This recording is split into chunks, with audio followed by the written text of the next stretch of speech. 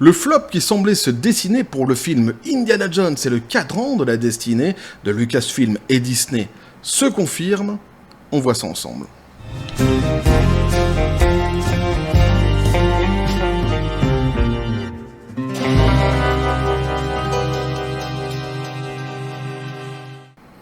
Eh oui, le flop du film Indiana Jones 5 se confirme. Et attention, petit T les copains. Ouais. Et déjà, tu remarqueras que dès le début, j'ai fait très attention à bien dire Indiana Jones 5. Parce qu'en réalité, bien souvent, je vais beaucoup trop vite à le dire et ça fait Indiana Jones. Indiana Jones 5, c'est sûr que vous l'auriez remis de toute façon, le titre, mais bon. Du coup, j'ai fait attention. Et là, petit T les copains. Eh ouais, une fois n'est pas coutume. Pourquoi ? Parce que dans les commentaires de la précédente vidéo, il y a un abonné qui est venu et qui m'a dit « Ouais, tu dis tout le temps petit café les copains, c'est un petit peu discriminant pour ceux qui ne boivent pas de café, qui boivent du thé par exemple, et c'est pas très inclusif tout ça. » Et je me suis dit « Tiens, t'as raison. Si c'est pas gentil, c'est méchant. Si c'est méchant, c'est pas bien. » Donc du coup, une fois n'est pas coutume, bien petit T les copains. Et c'est pas des conneries, hein.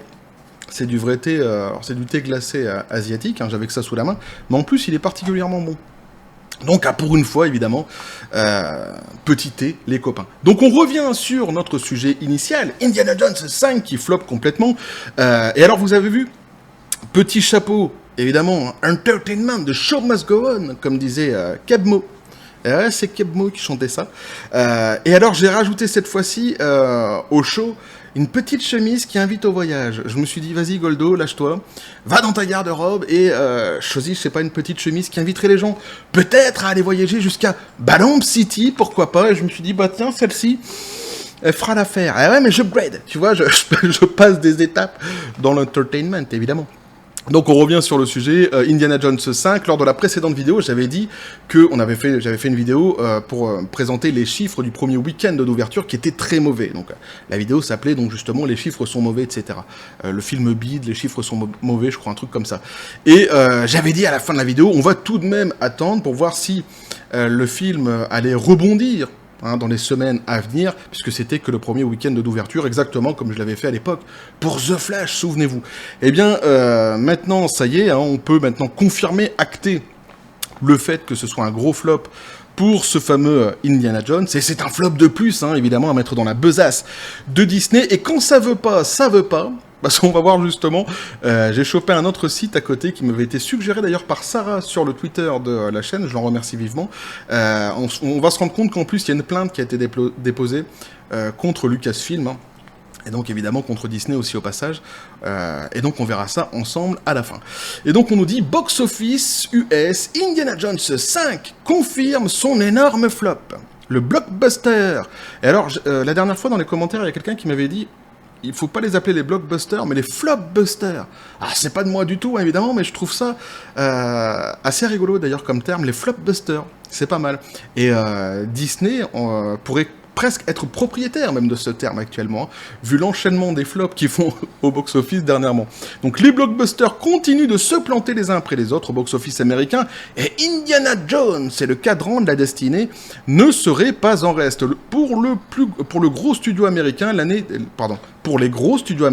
2023 est une succession de désillusions au box-office. La dernière en date étant le démarrage décevant de Mission Impossible 7.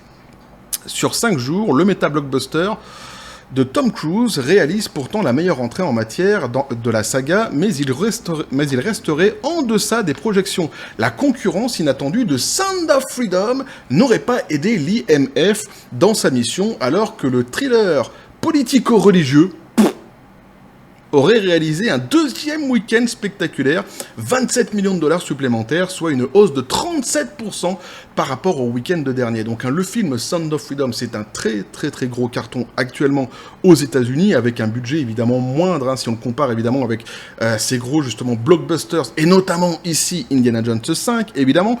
Mais alors, l'article nous parle donc d'un thriller politico-religieux. Et là, je comprends pas bien, en fait. Et d'abord, de quelle religion parle-t-il ? Si vraiment c'est un truc politico-religieux, parce que si ça se trouve, moi, je suis pas de la bonne obédience. Ah ouais, pour regarder le film. Sait-on jamais. Mais je trouve quand même assez ridicule à chaque fois ces trucs politico-religieux. Alors, on l'avait vu dans d'autres... encore que là, quelque part, bon... même s'il y a sans doute un sous-entendu là-dedans, ça va encore. On en a vu des pires pour justement cataloguer ce fameux film de complotistes, etc., de QAnon. Eh ouais, souvenez-vous. Bref, mais en tout cas, le film est un gros carton actuellement aux États-Unis, ça c'est certain.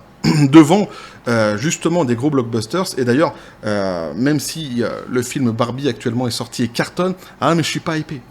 Je sais bien, il y en a qui me disent à chaque fois pourquoi tu parles pas du film Barbie, et parce que j'ai tendance à m'en battre les Pokéballs d'une puissance quand même de ce film assez intégrale.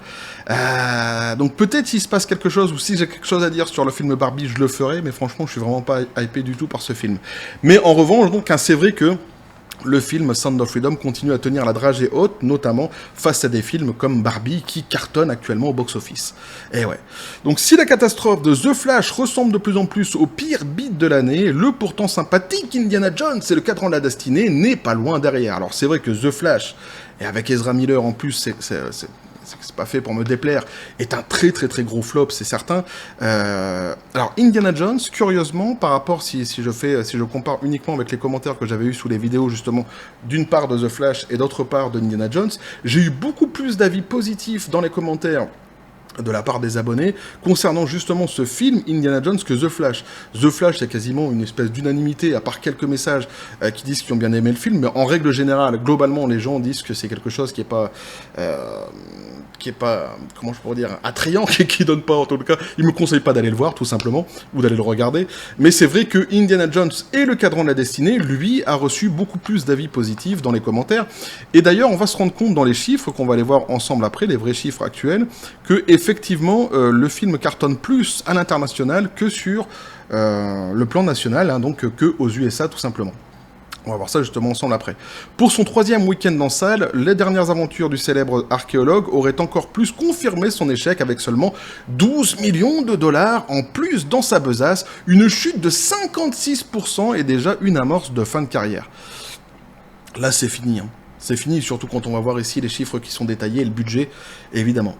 Alors, le 5e volet de la franchise a pourtant passé la barre symbolique des 300 millions de dollars de recettes dans le monde, mais son bilan financier serait tout bonnement cataclysmique, en cause un budget faramineux de 330 millions de dollars selon Deadline, en plus d'un budget marketing de près de 100 millions de dollars. IndieWire parle même d'un budget hors promo entre 350 et 400 millions de dollars, ce qui en ferait un des blockbusters les plus chers de l'histoire du cinéma. Pirates des Caraïbes tient la palme avec 410 millions de dollars. Donc c'est toujours pareil, ici ils vont nous dire que justement pour rembourser sa mise, Disney devrait donc espérer que son film atteigne au pire les 800 millions de dollars. Alors ça, les 800 millions de dollars, c'est un chiffre que j'ai retrouvé beaucoup en fait sur les sites américains, mais c'est un chiffre qui est donné sans prendre en fait en compte, eh bien par exemple les 100 millions de dollars de marketing, etc. En fait, sans arriver au vrai chiffre qui serait plutôt entre 350 et 400 millions de dollars justement. En réalité, pour que le film puisse vraiment commencer à atteindre un certain seuil de rentabilité, donc on multiplie toujours par 2,5 ou surtout par 3 plutôt pour des cross-productions comme celui-ci, il faudrait qu'il atteigne donc un 4x3, 12, qui fasse 1,2 milliard pour vraiment commencer à atteindre son seuil de rentabilité. Donc on va dire déjà que s'il peut atteindre effectivement 900 millions de dollars, je dirais plutôt par là, moi, en tout cas, c'est comme ça que moi je perçois les choses, je pense que là, ils pourront commencer peut-être à se dire, bon, on aura limité la casse, mais en réalité, pour qu'ils commencent vraiment à être rentable, le film, il faut qu'il dépasse le milliard. En gros, on en est très très loin actuellement, puisque justement, donc, on va voir ce qu'ils nous disent ici, et après on ira voir les chiffres. Ils nous disent donc qu'un Disney devrait espérer donc 800 milliards de dollars de recettes mondiales, au mieux qu'il dépasse le milliard. Eh oui, évidemment. Mais là, c'est vraiment, c'est même quasiment, ils disent au mieux, mais oui, si vraiment ils veulent récupérer des billes, il faut vraiment qu'ils le dépassent en réalité. Autant dire que l'opération était déjà suicidaire sur le papier, alors que le plus gros succès de la saga Indiana Jones et le Royaume de Cristal a atteint 790 millions de dollars en 2008. Alors les chiffres actuels, justement, tac, je mets un petit pense-bête ici, eh bien on peut constater que sur le plan national, eh bien on est à 159 millions de dollars et quelques, sur un plan international à 176 millions de dollars, et en tout on est à 335 millions de dollars, donc c'est une catastrophe intégrale pour Indiana Jones et pour Disney évidemment. Je parle même pas de Lucasfilm, parce que depuis qu'ils se sont fait racheter par Disney, existe-t-il vraiment un Lucasfilm ? Eh oui. Avec un bouche à oreille très moyen, 58 sur 100 sur Metacritic et une concurrence accrue, Indiana Jones 5 n'a jamais vraiment décollé et se présente bel et bien comme l'un des plus gros échecs de l'histoire de son studio. D'autant plus qu'il est impossible de le voir renverser la vapeur alors que le trio infernal M17 Barbie et Oppenheimer arrivent en salle avec des premières projections élevées. Alors, l'article daté de quelques jours, donc ces films-ci sont justement sortis actuellement en salle et effectivement, ce que ici donc l'article prédisait est en train de se passer, c'est-à-dire que on est en train d'oublier complètement le film Indiana Jones 5 au profit notamment et surtout de Barbie, Oppenheimer et toujours Sound of Freedom qui continue à cartonner. On va juste aller voir vite fait la petite note Rotten Tomatoes, la tomate pourrie, ici où on nous dit que c'est donc 69% d'avis favorables pour la presse mainstream et 88% tout de même pour le grand public. Une fois de plus, la presse mainstream et le grand public ne sont pas du tout en adéquation. Et là, on va arriver à parler un petit peu du Pixar élémentaire. C'est pour ça aussi que j'ai choisi cet article-ci, parce qu'il nous en parle un petit peu de ce fameux Pixar, dont j'avais déjà fait une vidéo dernièrement pour justement annoncer aussi le flop. Alors, j'avais dit déjà à l'époque que, dans la vidéo que j'avais faite, qu'il semblerait que, au moment où je faisais justement cette vidéo, il y avait une espèce de sursaut qui est en train de se produire autour du film Pixar et que finalement, eh bien, il y avait de plus en plus de gens qui allaient le voir en salle. J'avais aussi dit que même si de toute façon il y avait ce regain d'intérêt qu'on pouvait constater, ça n'allait sans doute pas sauver les meubles et c'est en fait ici exactement ce qu'ils vont confirmer. Donc petit update en même temps sur Élémentaire, puisqu'on nous dit, après son démarrage historiquement bas, on ne donnait pas cher de la peau de l'attendrissant Élémentaire. Pourtant, au fil des semaines, le dernier né de Pixar s'est construit une carrière en salle bien au-dessus des attentes. Souvenez-vous, Disney avait essayé de relancer la machine justement en disant « Allez voir notre film parce qu'on a mis un personnage non-binaire ». Enfin, c'est une publicité à la con qu'ils ont essayé de faire dessus. Bref. La précédente vidéo, justement. Avec encore donc un 8,7 millions de dollars de recettes supplémentaires, soit une baisse de seulement 13%, le film d'animation cumulerait désormais 125 millions de dollars sur le sol américain. En comptant ses recettes à l'international, il porte son score à 311 millions de dollars, plus que le méga flop Buzz l'éclair, donc 226 millions, et même plus que n'importe quelle production Disney Pixar depuis La Reine des Neiges 2 en 2019, 1,4 milliard de dollars. Avec son budget de production de 200 millions de dollars, c'est toujours un échec, mais il n'est pas aussi tonitruant que ses premiers pas le laissaient penser. Donc ça, c'est pour un petit peu nuancer la news qu'on avait pu voir la dernière fois sur ce fameux Pixar. Pour être tout à fait honnête, c'est vrai que c'est moins pire que si c'était plus pire, mais ça reste quand même assez pire. Ça reste quand même assez tragique. Donc on va finir avec la petite annonce aussi qui est tombée contre Lucasfilm. Et donc Disney aussi, par extension, puisqu'on nous dit ici, Indiana Jones, pourquoi Lucasfilm est poursuivi en justice ? Eh bien, Lucasfilm Ltd.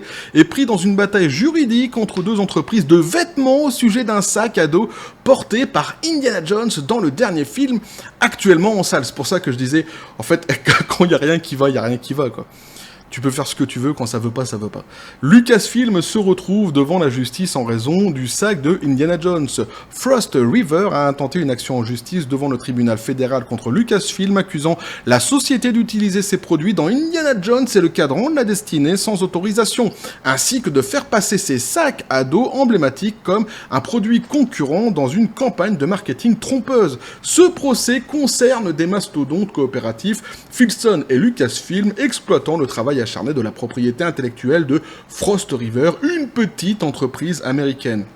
Voilà, en gros, pour vous resituer un petit peu le délire, on verra exactement ce qu'il en sera de cette fameuse annonce et de cette fameuse plainte, si vraiment il se passe quelque chose derrière, en tous les cas s'ils ont gain de cause ou si ça finit par coûter cher à la maison Disney et à Lucasfilm. Évidemment, si c'est le cas, je suivrai le dossier sur la chaîne et je vous le dirai. Mais donc voilà ce qu'on pouvait dire sur ce fameux film Indiana Jones. Pas tellement besoin de s'étaler plus dessus de toute façon, puisque c'était un petit peu, comme je l'ai dit en introduction, les prémices d'un flop déjà qu'on sentait venir quand on avait vu les chiffres du premier week-end d'ouverture. Et évidemment, comme toujours, pour ne pas faire les manies voyantes, les Nostradamus, j'avais dit d'attendre un petit peu, que j'attendrais plutôt un petit peu de voir dans les semaines à venir si le film aurait pu éventuellement rebondir. Eh bien ici, ce n'est pas le cas du tout. Il s'est même complètement enfoncé quand on voit les chiffres qui ont été déboursés justement pour faire ce film-ci. Et ce qu'il génère à peine aujourd'hui, évidemment, c'est une catastrophe. C'est une catastrophe pour Lucasfilm, c'est sûr, mais c'est surtout une catastrophe pour Disney, qui comptait évidemment s'appuyer sur la licence qu'est Indiana Jones. Il leur reste encore à vouloir s'appuyer aujourd'hui sur la licence qui est Star Wars. Je parle même pas des autres licences telles que Blanche-Neige, parce que ça, on a vu dernièrement que c'est quand même aussi assez pitoyable, assez catastrophique, hein, vu les images et les photos qui ont circulé un petit peu partout dans la presse. Mais donc ici, évidemment, c'est un échec retentissant de plus à mettre dans la besace de Disney. Maintenant, on peut dire, hein, c'est acté, c'est confirmé, Indiana Jones 5 est un gros flop pour Disney, et un de plus, une fois de plus, hein, évidemment, à mettre dans à leur effectif, hein, de tous les flops qu'ils ont réussi à faire depuis le début de l'année. Bref, donc voilà ce que je pouvais vous dire là-dessus, les copains. N'hésitez pas à me dire ce que vous en pensez dans les commentaires, à vous abonner si le contenu vous a plu, à activer la petite cloche pour les prochaines notifications, les prochaines vidéos qui vont arriver, à balancer un like, à partager la vidéo. Vous avez mon Twitter, mon Facebook et le Discord de la chaîne, et ouais, qui sont dans la description des vidéos. N'hésitez pas à venir et à basculer du côté de la force absurde des réseaux sociaux. Sur ce, les copains, je vous dis comme toujours, mais toujours avec un galurin sur la tête quand je parle de Indiana Jones, c'est bien félicité. Et ouais, la Spartan, évidemment. Et bon, on va suivre les prochaines productions Disney. Hein, on va voir ce qu'il en sera exactement. Mais c'est vrai que la maison aux grandes oreilles a de quoi tirer la tronche ces derniers temps. Bref. Et vous avez vu, je vous invite au voyage. Balamb City. Et que la force soit avec vous.